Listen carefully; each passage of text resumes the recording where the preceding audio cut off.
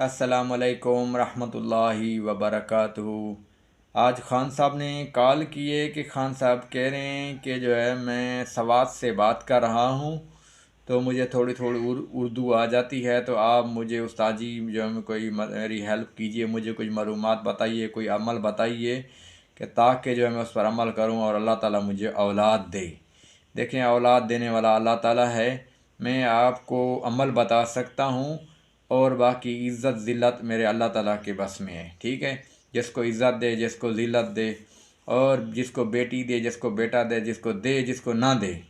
तो जो मैं अमल बता रहा हूँ बहुत ही मुजर्रब है, मेरे वालिद साहब भी किया करते थे और मैं भी आपको बता रहा हूँ, बहुत ही ज़बरदस्त अमल है। आप करेंगे इंशाअल्लाह अल्लाह ताला आपको औलाद देगा।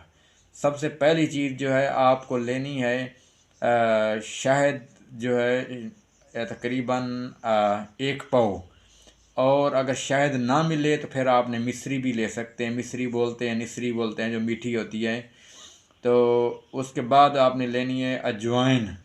ठीक है, अजवाइन लेनी है और लेनी है आपने काली मिर्च। इन तीनों 1-1 पाव आपने ले लेने। जैसे ही आपकी घरवाली को कोई भी माँ बहन बेटी सुन रही है, अगर किसी को उम्मीद होती है और उसके बाद जो है उसका जो है बच्चा ज़ाया हो जाता है, या जो है बच्चा मुर्दा पैदा होता है, या जो पेट में ही मर जाता है, या ज़ाया हो जाता है, या तो पैदा होकर फ़ौरन ही मर जाता है, तो मेरे बहन भाइयों उसके लिए ये 3 चीज़ें जो मैंने आपको बताई हैं, सिट्टा निसरी मिल जाए, या जो है आपको बेहतर यही है कि छोटा शहद हो, तो काली मिर्च और अजवाइन, ये 3 चीज़ों लेकर इसके ऊपर जो है आपने 40 मरतबा जो है आपने इसके ऊपर पढ़नी है सूरत शम्स।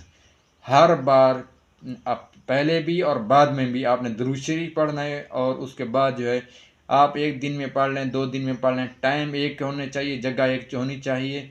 और ये ज़ोहर की नमाज के बाद आपने शुरू करना है। बेहतर यही है कि आप इसको जो है या तो सोमवार वाले दिन पढ़ें या इसको जुमेरात वाले दिन पढ़ें। ठीक है, और उसके बाद जो है आप कोशिश करें कि दिन में पढ़ लें तो बेहतर होगा। तो अव्वल आखिर हर बार पढ़ने के बाद दुरूद शरीफ पढ़ना है और उस पर दम कर देना है। ठीक है, और वो उसको खाना है खाली पेट, जो है जैसे ही आपकी आँख खुले उसको चुटकी भर जो है आपने मुंह में डालकर और ऊपर से पानी पी लेना है, और आधे घंटे बाद आपने नाश्ता करना है। ठीक है, इंशाअल्लाह अल्लाह ताला के फजल व करम से जो बंदा 5 वक्त नमाज पढ़ता हो ये अमल वो ही करे, जो नमाज ना पढ़ता वो ये अमल ना करे, फ़ायदा नहीं होगा। ठीक है, सबको मेरी तरफ से जो है इजाज़त है। जो मुझे कमेंट में माशाअल्लाह लिखेगा। अस्सलाम वालेकुम रहमतुल्लाहि व बरकातुहू।